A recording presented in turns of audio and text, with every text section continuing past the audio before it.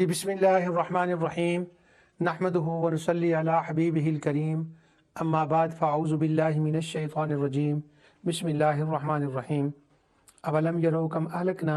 क़ब्लहुम मिनल क़ुरूनि अन्नहुम इलैहिम ला यरजिऊन सदक़ल्लाहुल अज़ीम। नाज़रीन, प्रोग्राम इजाला शुबहात में मैं आपकी खिदमत में हाज़िर हूँ। अल्लाह ताला की रहमत और फ़ज़ल और उसकी इनायत और करम से इस वक्त प्रोग्राम ज़ौक़ कुरान और अक़ीदा आखिरत के हवाले से मैं गुफ्तगू कर रहा हूँ। अक़ीदा आखिरत का ये पहलू कि अल्लाह सुब्हानहू व तआला क़यामत लाएगा, बर्पा करेगा और इंसानों के आमाल नामे का पूरा रिकॉर्ड अल्लाह ताला के पास है और वो जमा हो रहा है और उसी रिकॉर्ड के मुताबिक तन्हा अल्लाह ताला क़यामत के दिन फ़ैसला फरमाएगा। क़यामत के लाने का ताल्लुक़, कायम करने का ताल्लुक़, इआदा का ताल्लुक़ उसकी कुदरत के साथ है और हिसाब किताब और रिकॉर्ड और उनको जज़ा सज़ा देना उनके उन अमाल नामे के मुताबिक उसका ताल्लुक़ अल्लाह ताला के इल्म के साथ है कि अल्लाह सुब्हानहू व तआला इस बात को जानता है कि किसने क्या किया है और ये अल्लाह ताला की कुदरत और उसकी शान है। नुज़ूल कुरान के वक़्त जो कौम हुज़ूर नबी करीम सल्लल्लाहु अलैहि वसल्लम की मुखातिब थी, जो अव्वलीन मुखातिब थे, उनका अल्लाह ताला के बारे में एक बहुत गलत किस्म का अक़ीदा था कि अल्लाह ताला ये ना यहाँ कर सकता है तन्हा और ना वो क़यामत को कायम कर सकता है। तो जब हम क़यामत की तैयारी कहते हैं तो क़यामत की तैयारी का पहला मतलब ये है कि जो कुछ रसूलुल्लाह सल्लल्लाहु अलैहि वसल्लम ने फरमाया है अल्लाह ताला के हुक्म से उस पर ईमान लाया जाए। और ईमान लाने के मेन 3 मराहिल हैं। अल्लाह ताला की ज़ात पर ईमान, रसूलुल्लाह सल्लल्लाहु अलैहि वसल्लम पर ईमान और आखिरत पर। चूँकि इस वक्त मैं अक़ीदा आखिरत आपके सामने बयान कर रहा हूँ जो कुरान के अंदर बड़ी तफसील से इसको बयान किया गया है। मुख्तलिफ़ आयात से मैंने इस अक़ीदे की वज़ाहत आपके सामने तर्जमा उसका पढ़ा है। आज मैं जो लफ्ज़ यरजिऊन है और ला यरजिऊन और इसके कई उसलूब हैं, लअल्लहुम यरजिऊन कि अल्लाह ताला की तरफ लौट कर जाना है। और इन लोगों का ये अक़ीदा है वज़न्नु अन्नहुम इलैना ला युरजाऊन। फ़िरऔन, उसके साथी और उस कौम का ये ख्याल था कि हमने अल्लाह के हुज़ूर नहीं लौट कर जाना। जब उनका उम्म साबिक़ा का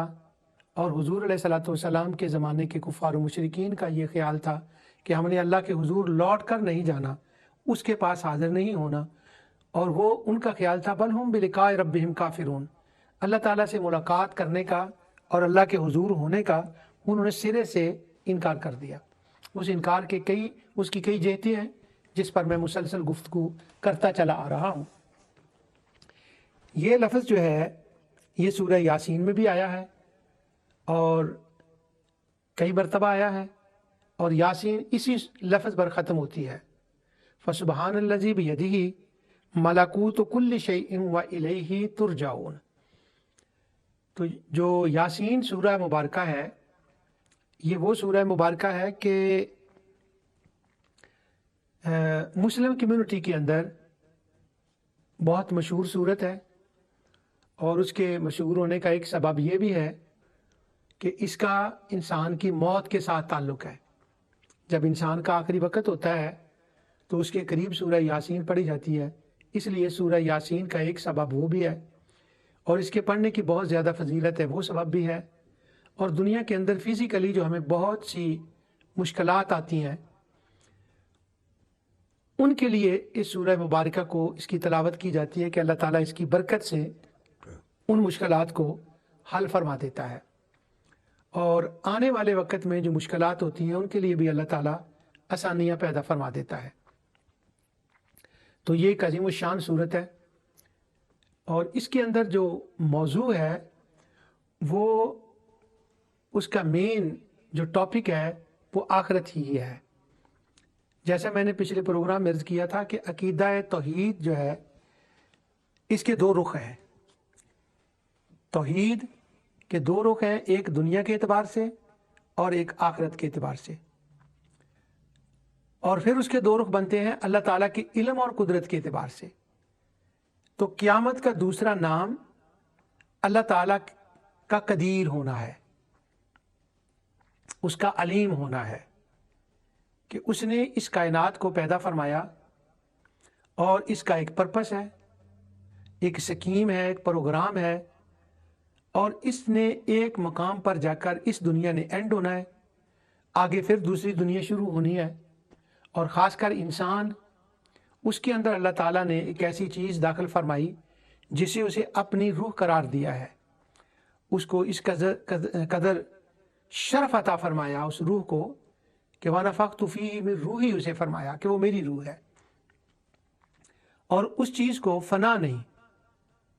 اس کو موت نہیں۔ ہاں، موت کا ذائقہ ہے، چکھنا ہے، اور موت کے ذائقے کے بعد پھر اس نے آگے جانا ہے، اور انسان نے اس دنیا میں رہتے ہوئے ایسے کام کرنے ہیں کہ اس کا لمبا سفر ہے، کہ وہ ایسے کام کرے کہ اس کے اندر پیٹرول پڑ جائے جس سے اس لمبا سفر کرنے کے کو وہ قابل ہو جائے۔ ہمارے جو نومسلم دوست ہیں، بچے بچیاں ہیں، وہ بڑا اچھا ورڈ یوز کرتے ہیں کہ یہاں پر جو اسلامی اقدار ہیں، اسلامک ویلیوز جو ہیں، ان کو ماننے کا پرپس اور ان کے وہ جو متعلقہ عمل کے متعلق کام کرنے والے ہیں، ان کا مقصد یہ ہے کہ بندہ جب دوسری جگہ پر جائے گا تو وہ زندگی یہاں سے مختلف ہوگی، اور اگر اس نے اعتقادی اور حسنات کو اکٹھا کیا ہوگا تو وہاں جا کر وہ سروائیو کرنے کے قابل ہوگا، وہاں وہ لیو کر سکے گا اور وہ لگژری لائف وہاں پر رہ سکے گا۔ اگر نہیں ایسا نہیں کیا تو پھر وہاں سے جو ملنے والی نعمتیں ہیں، وہاں سے ملنے والی جو فیسیلیٹیز ہیں، وہ ان سے دور رہے گا، وہ ان کو نہیں پا سکے گا۔ انبیاء علیہ الصلوۃ والسلام نے انسان کو اسی کے لیے تیار کیا کہ وہ اللہ تعالیٰ کی معرفت کو جانے، اللہ تعالیٰ کی معرفت حاصل کرے، اور معرفت حاصل کرنے کا مطلب کیا ہے کہ وہ اللہ تعالیٰ کی شان، اس کے علم اور اس کی قدرت سے آگاہ ہو۔ قرآن کریم کے اندر وما خلقت الجن والانس الا لیعبدون جو آیت آتی ہے کہ اللہ تعالیٰ نے انسان اور جنوں کو پیدا کیا تاکہ وہ اس کی عبادت کریں، مگر عبادت کیوں کریں؟ پہلے تو عبادت کا استحقاق جو ہے وہ انسان جانے اور سمجھے، اور وہ اسے عبادت کے قابل سمجھے، پھر وہ عبادت کرے گا۔ تو پہلے تو معرفت کا مرحلہ ہے، اس لیے بہت سے اہل علم نے یعبدون کا ترجمہ یعرفون کیا ہے کہ وہ اللہ تعالیٰ کی معرفت حاصل کرتے ہیں اور ان کو کرنی چاہیے۔ جب تک وہ معرفت نہیں ہوگی تو وہ اللہ تعالیٰ کی عبادت کے کیسے قابل ہوں گے؟ یہ تو اس کا پہلا معنی ہے۔ دوسرا اس کا معنی ہے یہ کہ تخلیق انسانیت اور تخلیق جنات کا جو پرپس اور مقصد ہے وہ ہے یہ کہ وہ اللہ تعالیٰ کو جانے، پہچانے، اس کی معرفت حاصل کرے۔ اور جس مقام پر یہ آیت آئی ہے وہاں پر نہ روزوں کا ذکر ہے، نہ نماز کا ذکر ہے، نہ حج کا ذکر ہے، نہ نوافل کا ذکر ہے، نہ دروشی پڑھنے کا ذکر ہے، نہ تسبیحات کا ذکر ہے، بلکہ وہ جو قطع ہے جہاں پر یہ آیت آئی ہے وہاں پر اللہ تعالیٰ کے علم کا بیان ہے، اللہ تعالیٰ کی قدرت کا بیان ہے، اور معنی اس کا یہ ہے کہ تم پہچانو اللہ تعالیٰ کی قدرت کو اور اس کے علم کو، اور پھر جنہوں نے اس کو نہیں پہچانا، تاریخی حوالوں سے ان کا حال جو ہوا وہ انفارمیشن جو ہے وہ وہاں پر بتائی گئی۔ تو قرآن کریم کے اندر بڑی ہی وسعت کے ساتھ اس موضوع کو بیان کیا گیا۔ ان میں سے ایک مقام سورہ یاسین کا بھی ہے، اور یاسین کے اندر اللہ تعالیٰ نے خود بھی بیان فرمایا، تاریخی حوالے سے بھی بیان فرمایا، جس کو ہم کہتے ہیں رجل یاسین، وہ یاسین والا بندہ،